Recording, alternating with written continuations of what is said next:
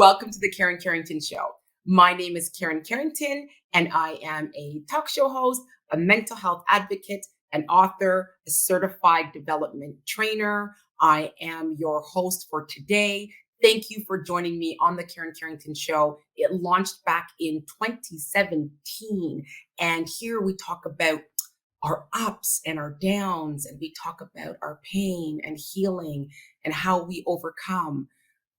Guests from all walks of life have joined me on the Karen Carrington Show, and today is no different. I have a special guest for you for season 9. Season 9 is really, really special to me. All the seasons I've done have been special. Season 9 means a lot because with everything going on in the world, I realize that there is a need for us coming together and sharing our stories, sharing our vulnerabilities, and there's no holding back. I'm a firm believer in revealing is healing. So that's what season 9 is going to be all about. A lot of revealing, a lot of healing. You guys are welcome to join in the conversation and come join this journey with us. So without further ado, I want to introduce not only my guest, but my soul sister, my everything, my comfort, my joy, Casey Ramsaran. Hey, Casey. Hello. Thank you so much. I'm in so much gratitude for you joining season 9, where we get to walk through your journey with you and all the things that you've overcome, the healing that you've done, and some of the pain and heartbreak that you went through and how you got through that. So before we even go there, can you tell my viewers exactly who you are and what you're all about? Yeah, no, absolutely. And thank you so much for having me. This means a lot to me too, just like yourself.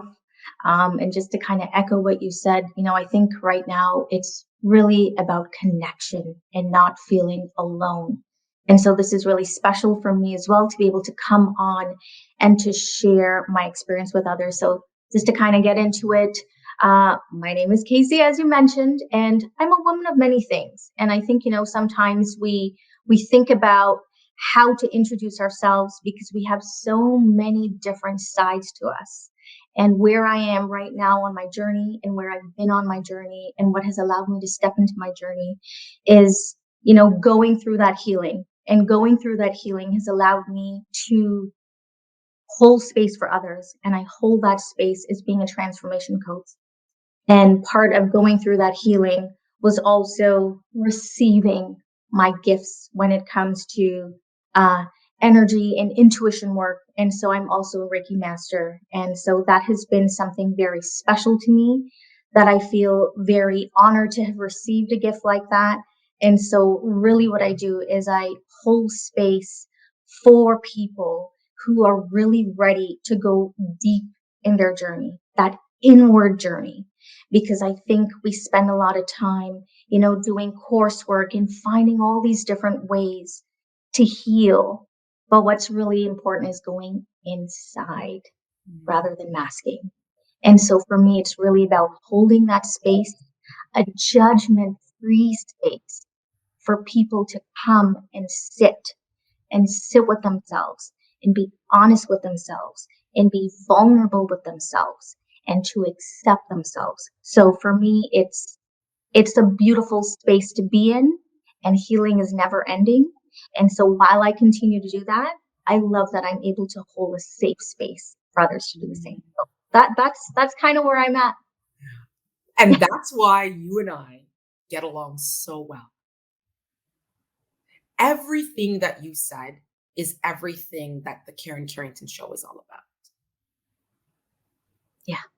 And I know, without a doubt, this entire season is going to help a lot of people around the world do just that. And that is heal when they are ready. And I noticed you said that, Casey, and I want to go there for a second. You said that you help when people are ready. My question is, how does one even know when they're ready? Yeah. And you hear a lot of times, oh, you have to be ready. And I'll speak from experience, and I'm sure others feel the same way. You're never really ready, but you have to make the decision to want to do something. And that's where the readiness comes from for me. It's about, being sick and tired of being sick and tired. And I think when you get to that point where you get sick and tired of being sick and tired, that's how you know you're ready, because something inside of you says, I can't do this anymore. And that to me is the prompt for being ready. And there's fears that come in that tell you, well, I have to do this first, or this has to happen in order for me to be ready. But you'll never be ready. You just have to make that decision to want to do something for yourself. And so that's the readiness for me, is that feeling from inside that tells you, I don't want to do this anymore. I don't want to feel this way anymore. I'm sick and tired of being sick and tired. Something's got to change. And when that feels strong, and there's a lot of prompts, and I know we'll talk about this, it's about the anxiety and the different things that kind of creep in that alert you to saying it's time. If you really tap into that, you'll know. And I think that's how you really accept your readiness, is by really tapping into the feeling inside to tell you that enough is enough. That's what it was for me. Yeah, as a woman, and I've, like you, have worn many hats. I'm a mother, I'm a grandmother, I'm a sister, a friend. I was married for 10 years. I'm now divorced. I've had a lot of times where you said exactly, yo, enough is enough. I just was sick and tired of being sick and tired Mhm. in so many journeys of my life. And as much as I um, have a lot of accomplishments, I've also had a lot of downs. And I remember hitting those lowest of lows. And I knew I just couldn't, girl, I couldn't go any lower. There was nowhere else to go. There was nowhere else to go. And what I love about you and I is, I know for me, and I think when you and I talk, the same thing with you, people will approach us and say, you know what? You look like you have it all together. You come across like you just got it. You just got it. Now we know, you and I know, Yeah. that you and I know that Yeah. there have been some Casey and Casey moments where we didn't have it all together, Hmm. where we didn't. And girl, I want to go there with you, if that's okay. Yeah. Now, as we all know on the Karen Carrington Show, this is a safe, judgment-free zone. And Casey, I want you to share with the audience a time in your life when you didn't have it all together, when you thought there was someone that was it, and you hit that enough is enough. Yeah. And I'm ready to go there, because I think there's so many women and men. We can't forget the men. There's so many of us, that have lows. And when I really think about it, love is such a big part of who we are, and what we crave, and what we want, and what we want to give. And, through my experience, that's been the thing that time and time again, I'm a sucker for love. I'm just going to say it, because that's who I am. And, I would say I think it's been about 10 years. And so, I mean, I could talk about this, but I'm going to really kind of focus on the low. So I was engaged about 10 years ago, to a person, that I thought was going to be it for me. And, I've always been that person who's been in relationships, and I've never really ever been alone. And that's the truth. And so, of course, finding someone at that time who said, "Hey, I'm going to commit myself to you." It felt like, and I was 28 at that time. And I said, "Oh, this is it." I think when you're in your 20s, you have this plan of, I'm going to get married by this time. I'm going to have kids by this time. And so there's this expectation that you set for yourself that yes, life is moving forward and this is happening for me. And really when it came down to it, a month a month before the wedding, he disappeared. He left the country. It was like a scene out of Sex and the City. I'm not gonna lie, I'm gonna go there because everybody had to get on the plane. It was a destination wedding. We all went, and it was hard. It Okay, was hold up, hold up, hold up, hold up, hold up, hold up. Sorry, nope. because I'm,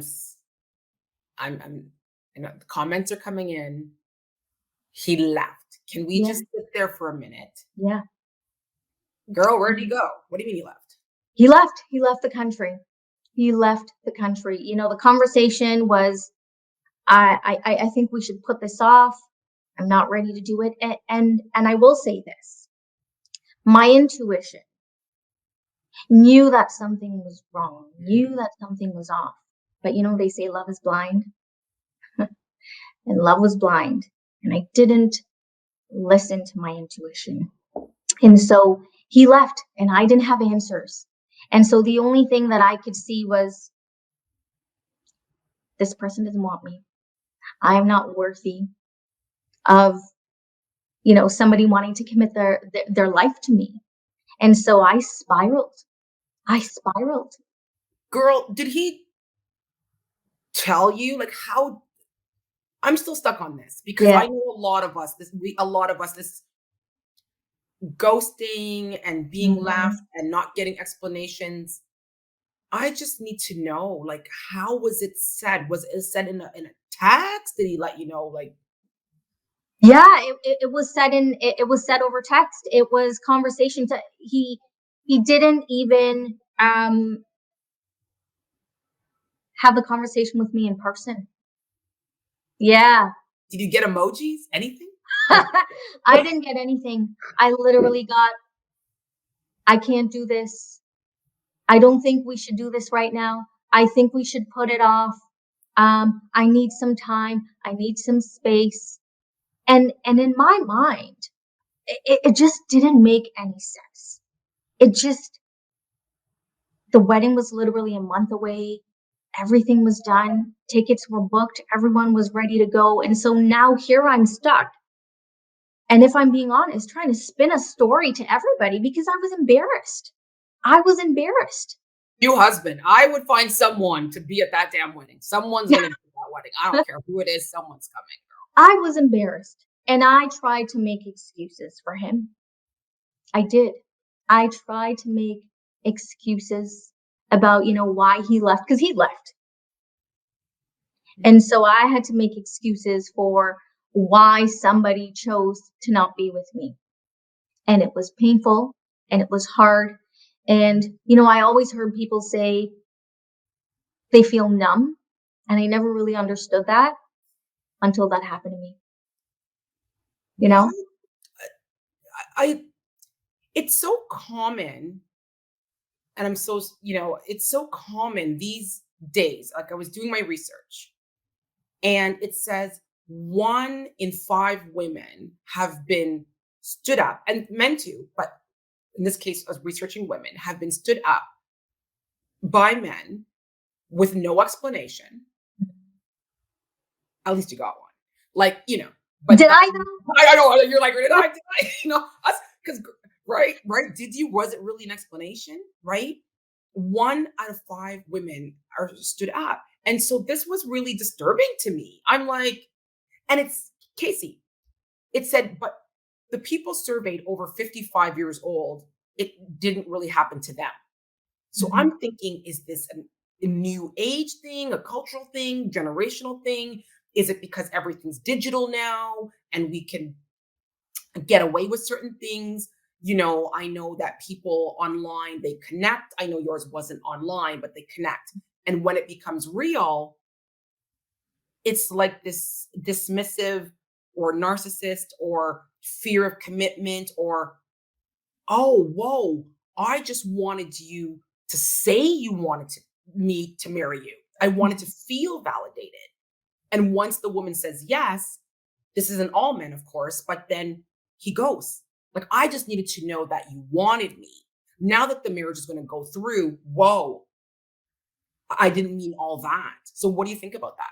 Yeah, and I have a much different perspective and understanding and respect for the situation now than I Mm. did 10 years ago. Hmm. 10 years ago, ego crept in and all these things crept in and tried to convince me that it was me and Mm. that I was the problem. And I don't think he was the problem either, because regardless of what's happened, I still have respect because now I have a better understanding, as to why. And you said this, it's that whole commitment thing.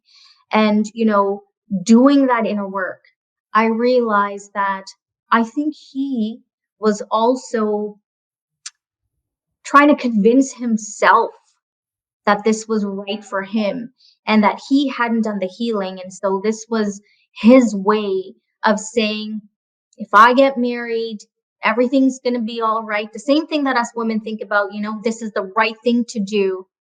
But then it's that gut feeling, it's that energy. So regardless if it was right or wrong for him, he knew at the last hour, this isn't the thing for me.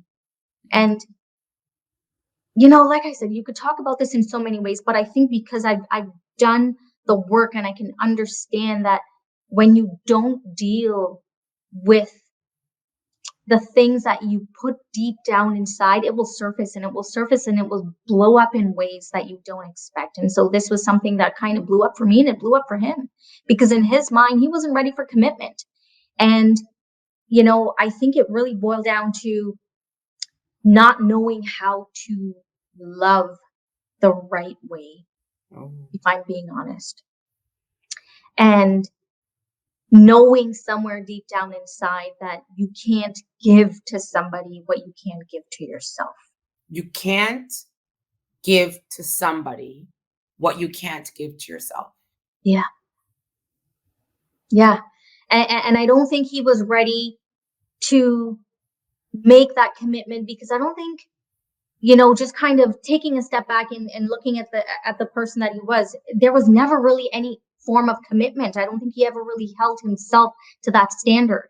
So how could you give somebody else a commitment when you can't even commit to yourself? And I really think that's what it was. I think that there was a part of him that didn't. I don't think he was ready in a lot of ways, and I really took that on as me. And I really kind of I don't want to make this about him because really and truly this is about me and this is about the aftermath as to what happened. And again at that time before I made a decision, we talk about decision, before I made that decision to say, okay, where do I need to go and dig deep?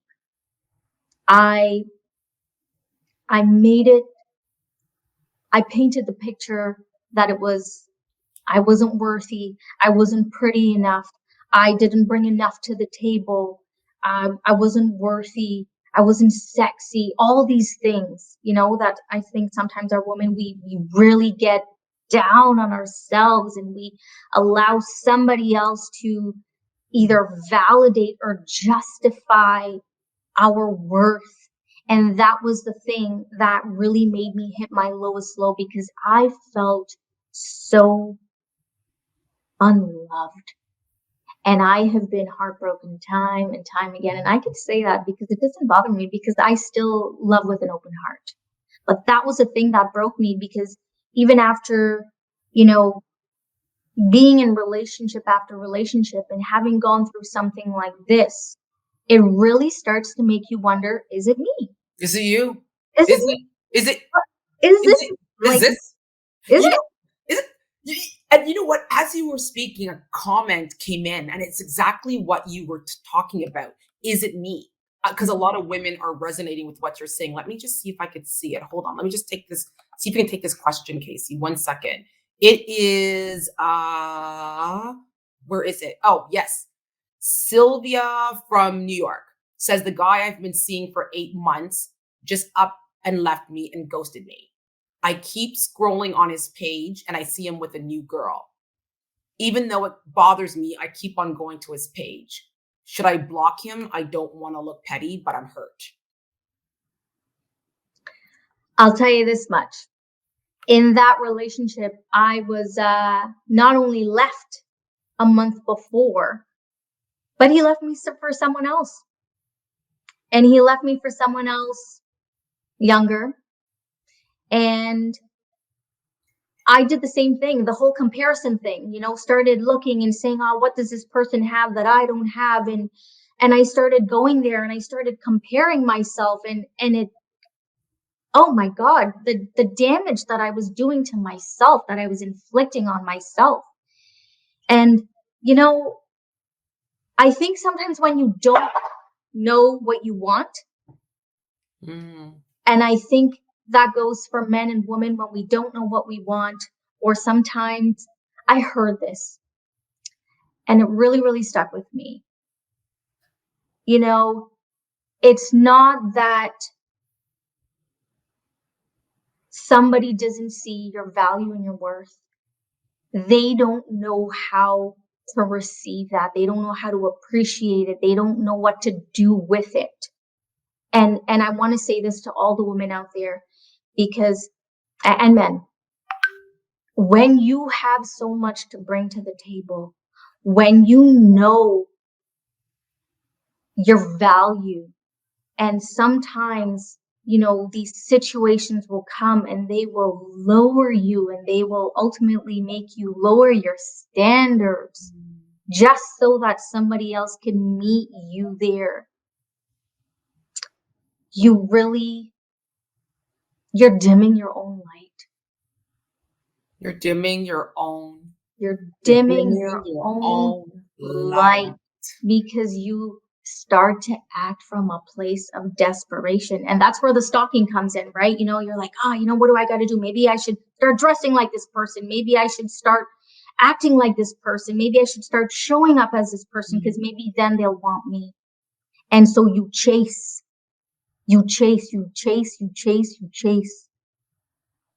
And it never,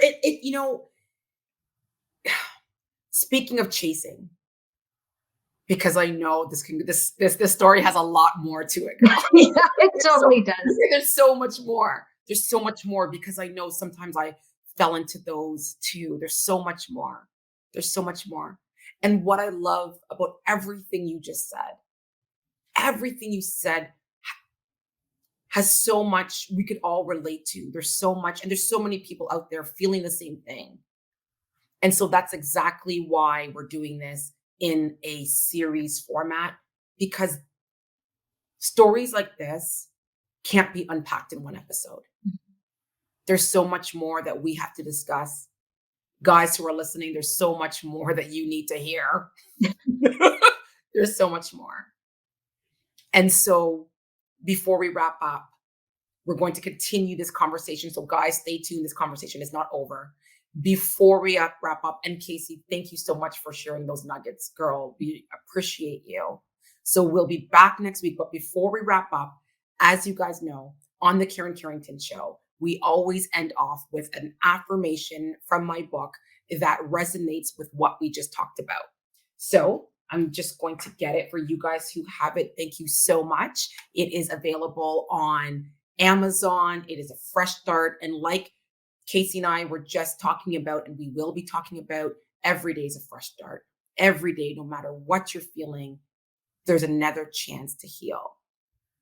So this one comes from affirmation. Let me just find it for you guys. This one comes from affirmation number. We're going to go to 32.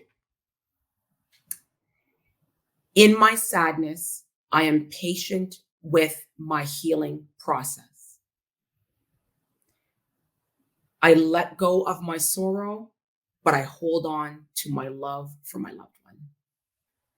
I'm surrounded by support, seen and unseen. So I'm going to repeat that. In my sadness, I am patient with my healing process. And I really want you guys to resonate on that. I really want you that no matter what sadness you're feeling during these times, what hurt you have gone through, what pain that you're holding, just be patient with your healing process. Everything takes time. Don't rush your healing. Stay there if you need to stay there. Get the help that you need. Reach out. Talk to someone. There's Casey. We're going to make sure and leave her information here so that you can get a hold of her. Where you feel comfortable, never do it alone. You can't do it alone, and you're not meant to do it alone. So also I want to take a moment and thank my sponsors. I just want to thank Evie's Tea. Thank you so much for keeping me calm and balanced and focused. I also just want to thank Chin Properties for being such a great sponsor. We have Ooh Baby. Also, we have Light It Up with my new spa collection. Thank you so much for everyone who has purchased their spa collection, the whipped butter and the exfoliating scrub. Thank you so much. Thank you to all my sponsors that make the Karen Carrington Show possible. And of course, thank you to my viewers. Thank you for being here over the years. Thank you for supporting. Thank you for tuning in. Thank you for being here. And we'll see you all next time. Same time, same place, same love.